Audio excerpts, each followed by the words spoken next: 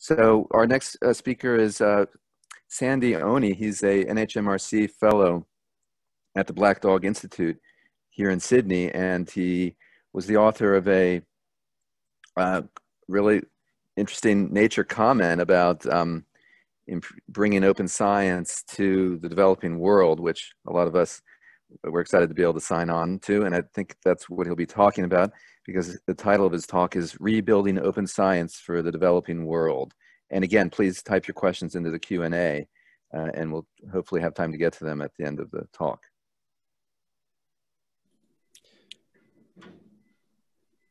Great. Should I get started, Alex? Yeah, can you share your screen?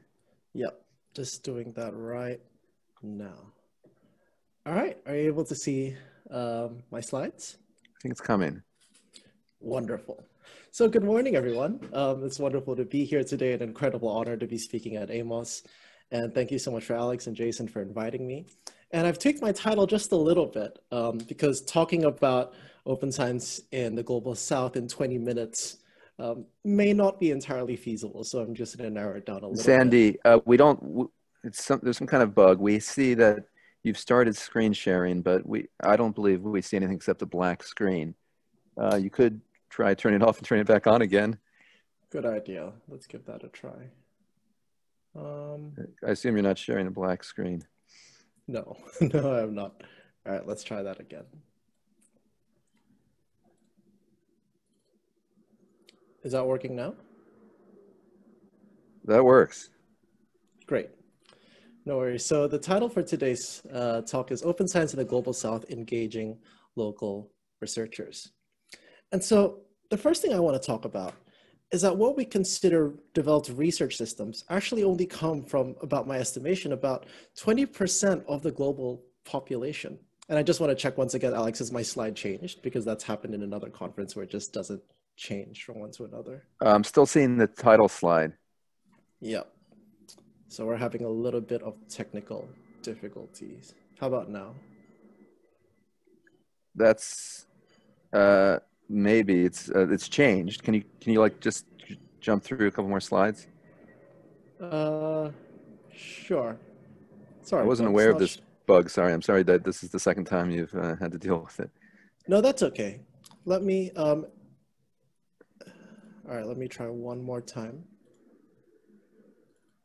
How about now? Is the slide changing? Yeah, now I'm seeing what we consider developing research systems. Perfect. Great. Sorry, folks.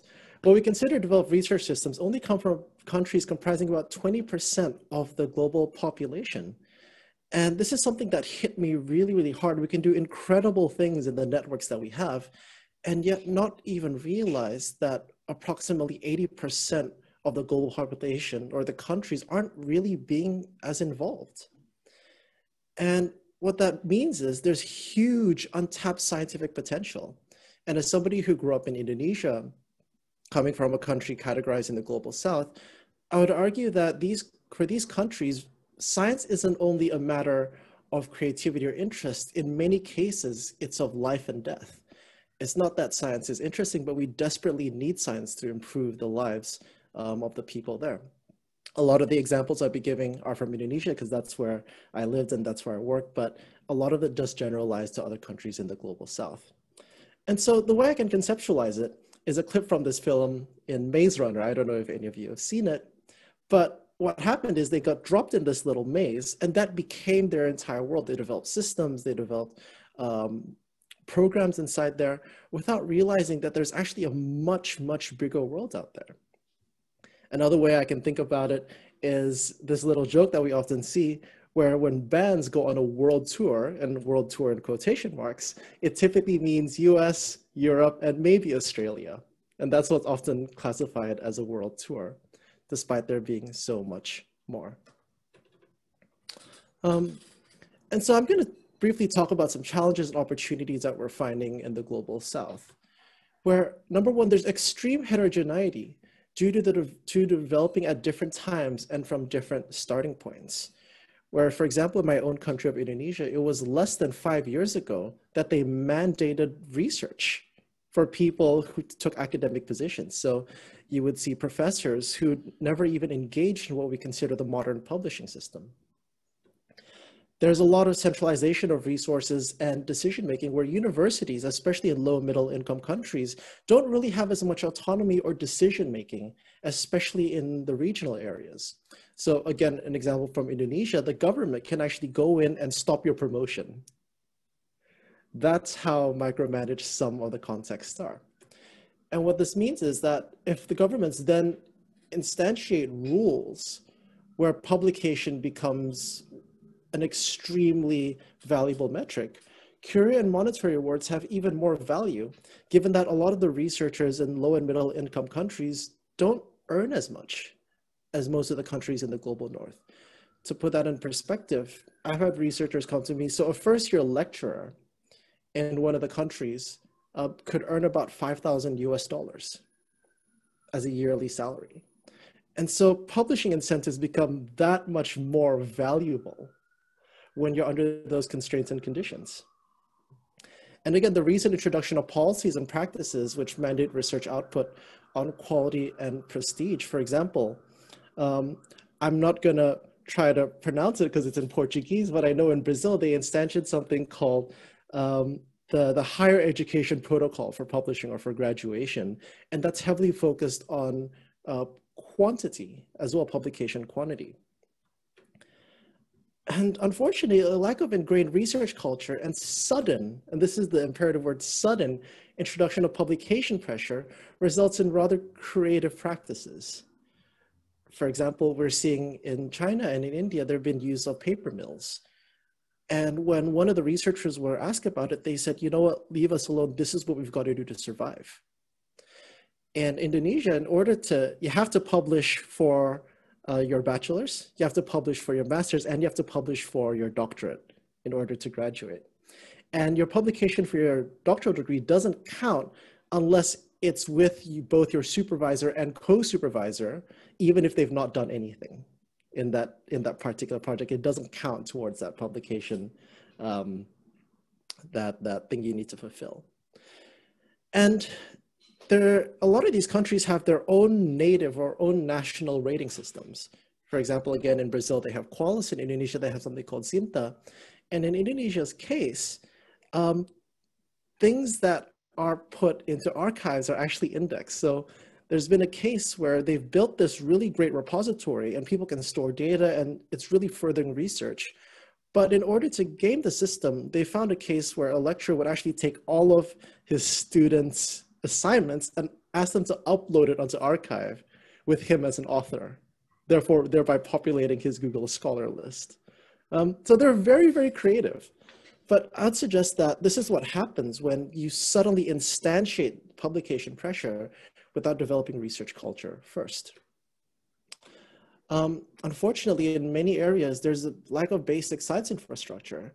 There's this article written about libraries in Nigeria where they can't even have modern technology when it comes to populating the libraries or even the papers and literature to be able to fill them.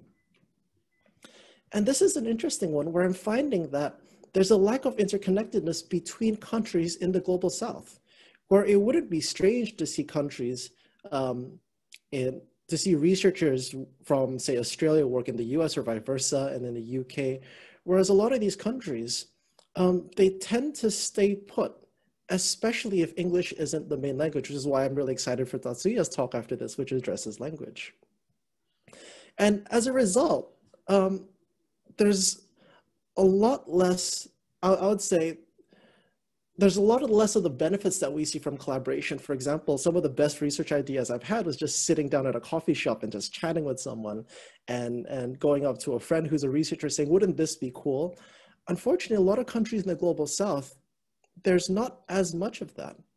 There's researchers taking up really high positions who've never really collaborated with anyone else other than their own students. But here's something interesting. Research culture in many of these places are in a labile state because of the recent introduction of these policies. And therefore, I would argue they're a bit more amenable to change and creative ideas. For example, China has recently removed their cash for publication system, according to a recent Nature article. And each of the countries, these yearly policies come out. Okay, let's tweak this, let's tweak that. And so it's still in a state like where you have clay and it's not exactly dry yet.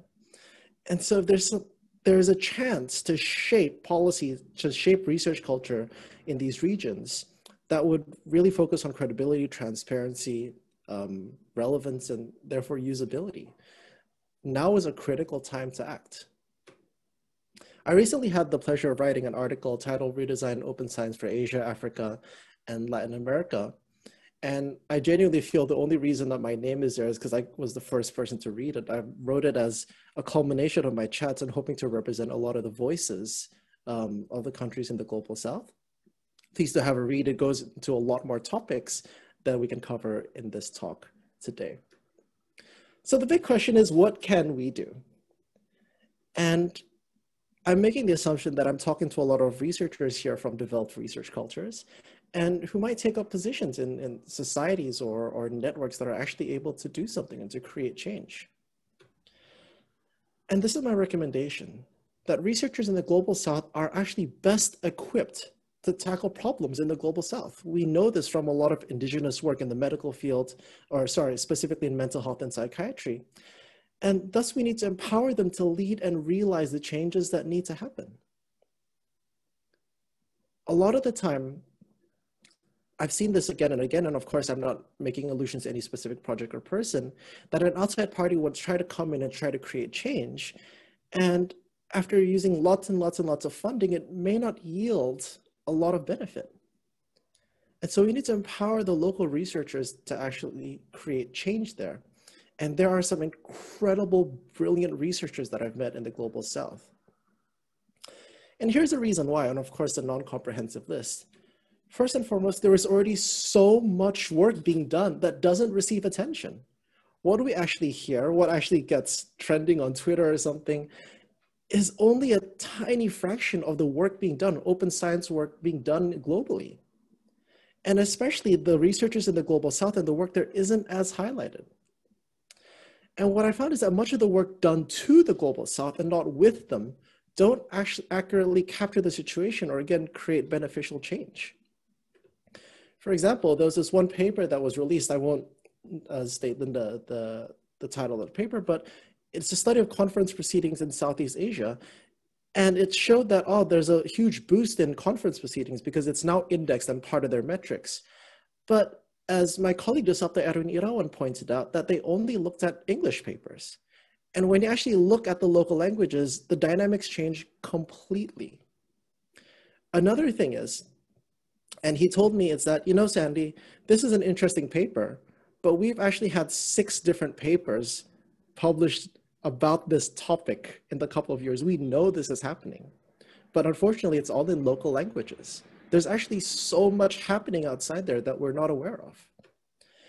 Another thing that's been happening is policy change. For example, some colleagues and I actually got to sit with one of the policymakers of Indonesia higher education, and we've been invited to write a policy brief. What I'm saying is that a lot of these things are happening in the background, but because they don't receive attention and they're not typically in the circles that we engage with, we just don't hear about it. But there's a lot of really great advocates and activists and researchers in the Global South pushing for open science that are succeeding and doing incredible work, but we just don't know about it. And on that note, a lot of our suggestions and ideas may not actually be new and might actually be implemented somewhere in the Global South, especially given how small our circles actually are. Other reasons why is that research interests, which shape the course of open science, arguably, for example, we know that a lot of open science in this current state emerged from the social sciences, actually differ from one region to another. Something that I didn't realize until recently is that a majority of young Indonesians have actually seen, all right, let me back up just a little bit because this is an interesting point. When you think of camping, you might think of a campfire, of marshmallows, or something like that. A lot of the time when Indonesians think of camping, we go to regional areas and a majority of the Indonesian young people in those camps have actually seen symptoms of what we would call demonic possession. where it's incredibly strange, sort of the stuff that you see in those horror movies, we've seen it live. And so when you think about it, that would actually shape some of the research interests that we see, because our lives and our experiences are so different, but research interests and our metrics and the journals are dictated very much so by the global north, even though we've led incredibly different lives. And again, much of the initial open science suggestions or recommendations come from experimental studies, and they may not be the focus in other parts of the world. And in fact, they may not be as necessary at the time. So we do need to tailor open science practices to what is the national or the regional interest or momentum, what's happening at the time. And again, there's different decision-making and political buy-in, where in the policy meeting, I said, okay, I've talked to a lot of people. This is what I think we should do. It was a laid out plan. It was, in my opinion, the most coherent. And one of the people I deeply respect just said, Sandy, that's not going to work. Not in this meeting anyway. And so we have such different thinking patterns, different strategic patterns. And if we had gone in my route, we may have not gotten the invitation to write a policy brief. And so if we do want to create change for the rest of the 80% of the world, we do need to engage people who understand how that 80% actually work. And for example, another example is I'm really passionate about transparency. I think that comes as a result of reading so much of Samin's work. But culturally in Indonesia, one of the things that are ingrained is that knowledge is every human's right. So they're more focused on open access. And I have to respect that, and I have to work according to the cultural values and where we're likely to gain momentum. And again, pathways to policymaking as well. Every government is different. Sometimes you've got to be a little bit sneaky and talk to a few people first, but it's different for each and every place. What I'm saying is that if we want to create change, we have to adapt to each region. And past events might accept acceptability of open science behaviors. A lot of times in the global south, even though it's not documented in papers or in news media, there is a lot of data stealing because of the scarcity of data. And so something like data sharing might have a few more hurdles in order to get adopted. Another thing is they're deeply passionate about doing good science. We had a webinar last year, and it's something that I talk about in the article, where we had about 1,000 researchers from all across Indonesia participate. And researchers aren't necessarily paid for professional development, and they came anyway from all four corners of Indonesia. Sorry, just another note. I can't necessarily see my chat here, so Alex, please let me know how I'm doing on time. And so the big question is, how do we do this? And again, this is the assumption that we come from developed research systems and we have societies and so on. We got about 4 minutes before the next speaker. Great, thanks, Alex. Foster relationships with existing leaders, where possible, truly understand their efforts than just checking a box. Try to really understand what's happening there, the efforts that they've done, so we can learn from them. Number two, when designing multi-country projects, ensure you have a regional voices, not just global north versus global south. I'm not going to talk about which one, but there was this global initiative which really tried to be global. And when I looked at the people who are on the steering community, 75% came from the global north, and hardly anyone was from Southeast Asia. Use creative means to help address challenges in the region. For example, I received a grant for suicide prevention in Indonesia. I'm gathering stakeholders who may not be able to collect their own data, and I'm saying, okay, I have money. What are the most pressing questions we have in the country? And we can use them, and we'll make the data completely open for students and other academics to use. I'll skip over a few things, but when we look for opportunities to collaborate, treat them as you would esteemed colleagues in developed research cultures. It's not about who's higher or who's lower. We got to get rid of that, because we understand that a lot of the foundations of science today actually come from the global south. They're the ones who made mathematics. They're the ones who made a lot of the foundations that we use today in order to have good science. So last but not least, we need to reconceptualize diversity, which suggests that things can stand alone, as thoroughness. Because diversity suggests, okay, I'm whole, I'm singular, I'm okay on my own, and I'm spreading out. But we got to reconceptualize that as being thorough, because we can't, if we want to really improve science, then why are we only focusing on 20% of the world? And that's it. Thank you so much, everyone. Thank you, Sandy. There's a lot of applause happening here in the Nerve Center. We don't have any questions in the Q&A yet, but I think we particularly would like to invite those of you who are from developing countries. We know that some of you are listening in on the webinar, but other options for interaction include the Slack, the AIMOS Slack, and also the GatherTown. Are you going to join us at GatherTown, Sandy? Yeah, absolutely. Great. So if anybody wants to type into the Q&A, I think Sandy would be happy to field a question or two. How did you get started, Sandy, with the Indonesian government in making contact and getting somewhere? So for me personally, it started from the webinar, where we thought that only a couple of hundred people might show up, and it ended up being the largest science event in the country, and an entire government institution set up a room, and they were actually there viewing it. And what I learned is that we got to capitalize on those opportunities. And so we actually got everyone together into this big WhatsApp group. WhatsApp's the main mode of communication back home. Even governments send official announcements through WhatsApp. And we just started chatting from there. And then we just started throwing ideas, and every day it's populated with different ideas, different articles, and people sharing. And that's how it all started. Just capitalize on those networks that we have. Start with a bang and spread out. That's great. We've got anonymous attendees written in to say, for those of us who are in developed countries and would be delighted to have collaborators in the Global South, what recommendations do you have for seeking out those collaborators? I think that part of the answer is pragmatic, where you can contact people, see what's going on. I know that the Center of Open Science has a long list of people, and I'm sure if you emailed them, perhaps you could find out. But there's lots of really great people on Twitter that you can reach out to as well.